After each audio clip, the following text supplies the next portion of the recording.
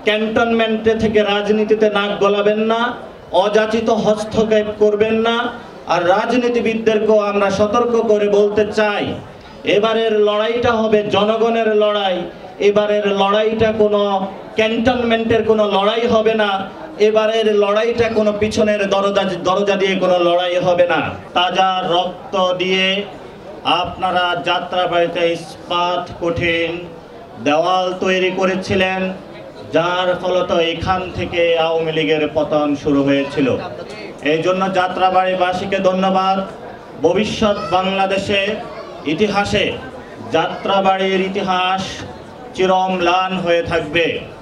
বর্তমান পরিস্থিতিতে জাতীয় নাগরিক পার্টি মনে করে, জাতীয় নাগরিক পার্টির একমাত্র বাংলাদেশে জনগণকে ঐক্যবদ্ধ করে যে শত্রু চিহ্নিত করেছে, সেটা আমরা গত 5ই অগস্টের মধ্য দিয়ে যে জনতার বিপ্লব সংগঠিত হয়ে যাদেরকে আমরা বাংলাদেশ থেকে বিদায় করেছিলাম, তাদেরকে বিদায় করার লড়াইটাই আগামীতে আমাদের চলমান থাকতে হবে। বর্তমানে আমাদের সামনে প্রশ্ন এসেছে, আওয়ামী লীগ প্রশ্ন। আওয়ামী লীগ প্রশ্ন 5 তারিখে দফারফা হয়ে গিয়েছে। আওয়ামী লীগের প্রশ্নে ক্যান্টনমেন্ট হোক, কোনো দল হোক, কোনো পক্ষ হোক, কোনো গোষ্ঠী হোক, যারাই তাদের পক্ষ অবলম্বনের চেষ্টা করবে, তাদের পরিণতি আওয়ামী লীগের মতন হবে। এই জন্য আমরা বিভিন্ন যারা ইনস্টিটিউশনালাইজ যে প্রতিষ্ঠানগুলো রয়েছে, তাদেরকে বলবো, আপনারা আপনাদের কাজ করুন, রাজনীতির মাঠে রাজনীতি গড়াতে দিন, ক্যান্টনমেন্টে থেকে রাজনীতিতে নাক গলাবেন না, অযাচিত হস্তক্ষেপ করবেন না। আর রাজনীতিবিদদেরকেও আমরা সতর্ক করে বলতে চাই, এবারের লড়াইটা হবে জনগণের লড়াই। এবারের লড়াইটা কোনো ক্যান্টনমেন্টের কোনো লড়াই হবে না। এবারের লড়াইটা কোনো পিছনের দরজা দিয়ে কোনো লড়াই হবে না। সেক্ষেত্রে রাজনৈতিক দলগুলোকে আমরা আহ্বান জানাবো, আপনারা জানেন বাংলাদেশে আমরা একটি ডেমোক্রেটিক প্রক্রিয়ার মধ্যে যাওয়ার জন্যই কিন্তু আমরা এই গণ অভ্যুত্থানের পরে জাতীয় নাগরিক পার্টি গঠন করেছি। যদি সাহস থাকে ইলেকশনের কথা বলেন, আসুন।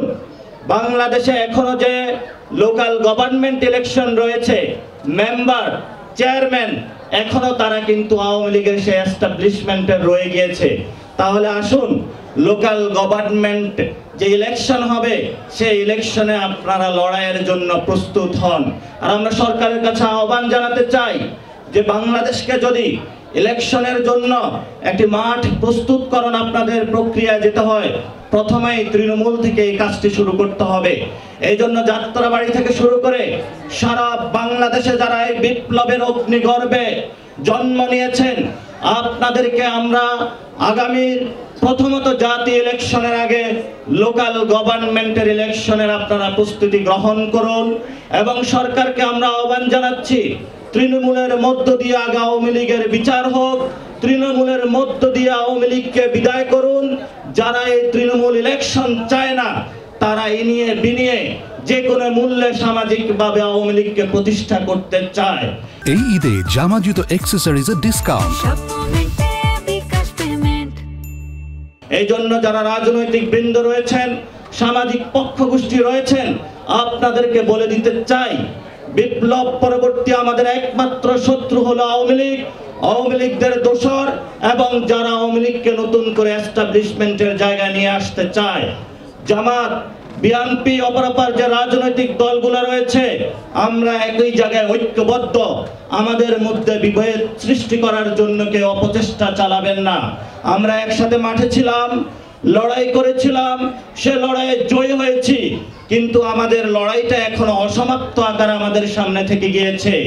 আমাদের অসমাপ্ত লড়াইয়ের এর মধ্যে দুটো বিষয় আমাদের সামনে বর্তমানে জরুরি বিষয় হয়ে দাঁড়িয়েছে।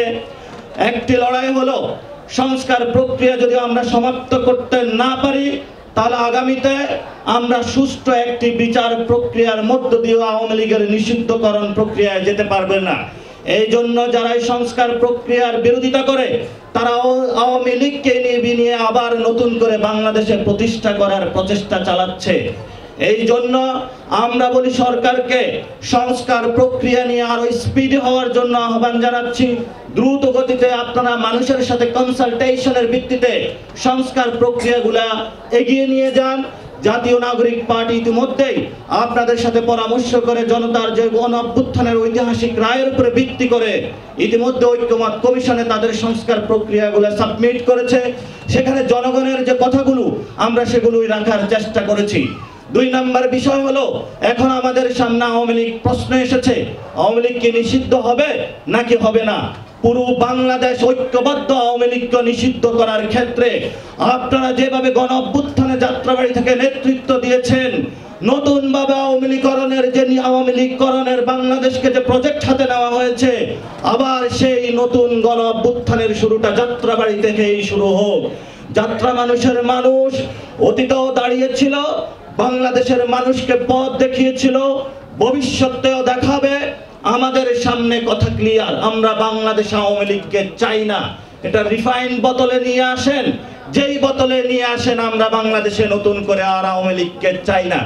এ বিষয়ে জামাত, বিএনপি, এবি পার্টি, গণ অধিকার পরিষদ, ইসলামী আন্দোলন থেকে শুরু করে যে রাজনৈতিক দলগুলো রয়েছেন, সিভিল সোসাইটি রয়েছেন, আলেম ওলামা রয়েছেন, মাইনরিটি সোসাইটি রয়েছেন, আসুন 5 তারিখের মতন আমরা আবার ঐক্যবদ্ধ হই।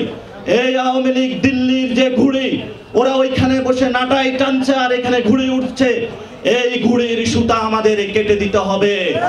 এবং যারা পিছনে সেই দিল্লি থেকে বসে বসে নাটাই ঘুরায়, তাদেরকেও আন্তর্জাতিক আদালতে বিচারের সম্মুখীন করতে হবে। এবং আমাদের সেই ঐক্যবদ্ধ লড়াই বাংলাদেশের মানুষকে আহ্বান জানাচ্ছি, প্রস্তুত হন। লড়াইয়ের এক ধাপ সমাপ্ত হয়েছে, আরেক ধাপ শুরু হয়েছে। এই লড়াইয়ে বাংলাদেশ জিতবে, আওয়ামী লীগ হারবে, আওয়ামী লীগ বাংলাদেশ থেকে নিশ্চিহ্ন হবে। সেই লড়াইয়ের আহ্বান জানিয়ে আমি আমার বক্তব্য শেষ করছি।